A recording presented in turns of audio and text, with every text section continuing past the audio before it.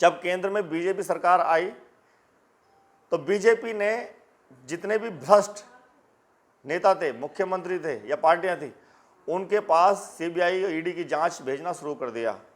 तो 2014 से ज़्यादातर सभी पार्टियों के पास जांच की सूचना गई, नोटिस गए, लेकिन एकमात्र मायावती, बहन कुमारी मायावती, उनके पास अब तक कोई भी जांच ईडी सीबीआई के द्वारा कोई भी नोटिस नहीं भेजा गया।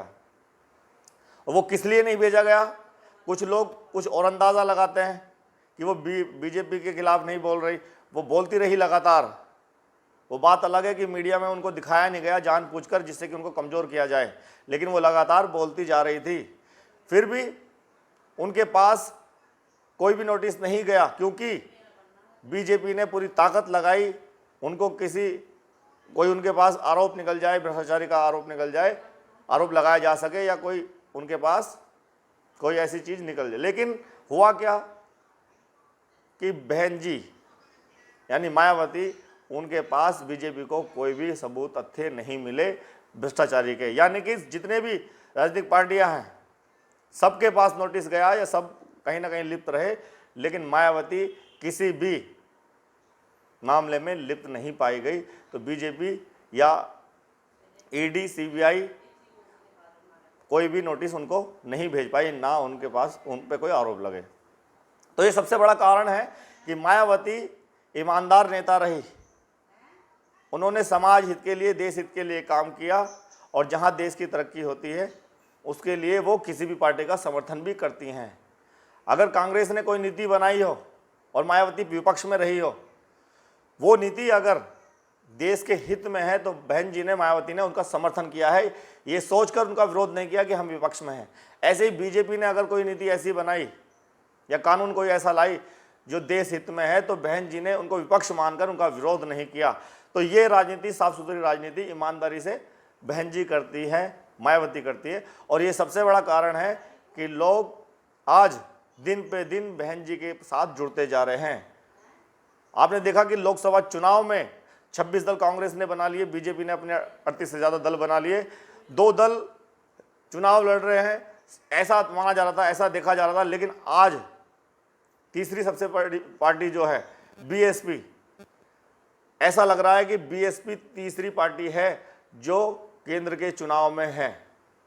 और माना यह भी जा रहा है कि हो सकता है कि मायावती प्रधानमंत्री ही बने, और लोगों ने इसकी शुरुआत भी कर दी है। जो लोग जुड़ रहे हैं, जो लोग इन गठबंधनों के साथ नहीं हैं, वो लोग बहन जी के साथ जा रहे हैं, चाहे वो किसी भी जात के, किसी भी कैटेगरी से आते हों या किसी भी धर्म से आते हों, वो बहन जी के साथ जाना पसंद कर रहे हैं। और वो इस बात को कह रहे हैं कि तीसरा मोर्चा बनाया जाए। जो कांग्रेस ने अपने छोटे छोटे दलों के साथ या पार्टियों के साथ जोड़कर, उनको साथ जोड़कर अपना गठबंधन बना रखा है, बीजेपी ने छोटे छोटे दल जोड़कर अपना गठबंधन बना रखा है, तो बहन जी तो बहुत बड़ी ताकत रखती हैं पूरे देश में। तो उनका अपना तीसरा मोर्चा बनना चाहिए और तीसरी पार्टी होनी चाहिए, क्योंकि अब तक कांग्रेस और बीजेपी ने राज किया, लेकिन जिसका शासन सबसे अच्छा रहा उसको हमने देखा नहीं। लोगों का यह भी मानना है कि अगर बीएसपी यानी कि मायावती प्रधानमंत्री बनती है तो देश के अंदर जो भुखमरी फैली हुई है वो कम हो जाएगी, देश के अंदर जो गरीबी है वो खत्म होने लगेगी, देश के अंदर जो बेरोजगारी है, युवाओं को नौकरी नहीं मिल रही, वो बेरोजगारी खत्म होगी, लोगों को नौकरियां मिलनी शुरू होगी, देश के अंदर जो महंगाई है उस पर लगाम लगेगी और वो महंगाई कम होगी, देश के अंदर जो शिक्षा खराब हो चुकी है, बद से बदतर हो चुकी है, वो शिक्षा अच्छी की जाएगी, देश के अंदर जो अस्पताल हैं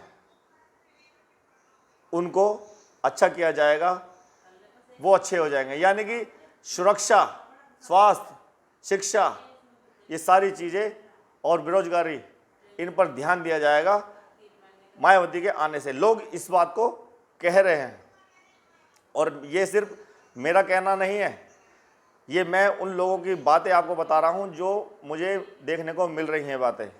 और ये बड़े बड़े बुद्धिजीवी लोग इस बात को कह रहे हैं कि बहन जी अगर सत्ता में आती है, प्रधानमंत्री बनती हैं, तो देश में जो बदलाव होगा वो बड़े स्तर पर होगा और हमारी इकोनॉमी सबसे मजबूत होगी और देश में गरीबी पर लगाम लग जाएगी। तो इसीलिए जब लोग ऐसी बातें कर रहे हैं, एक दूसरे को बता रहे हैं, तो लोग उनकी बातों पर यकीन कर रहे हैं और लगातार बहन जी से जुड़ रहे हैं। Schedule caste, schedule tribe, OBC, backward और जनरल, इन सभी कैटेगरी से लोग बहन जी की तरफ लगातार जुड़ रहे हैं। और 4 राज्यों में जो चुनाव हो रहे हैं वहाँ का तो सभी देख रहे हैं कि बहन जी का कितना अच्छा प्रचार प्रसार चल रहा है। और बहन जी ने अपने सारे पदाधिकारियों को ये बोल रखा है कि सब जगह जाना है। जैसे कि अभी गोरखपुर में कांड हुआ, दलित की हत्या हुई, गोली लगी, उसमें भी प्रदेश अध्यक्ष वहाँ पे गए। यानी कि बहन जी के आदेश हैं कि आपको सब जगह जाना है, ज़मीनी स्तर पर काम करना है।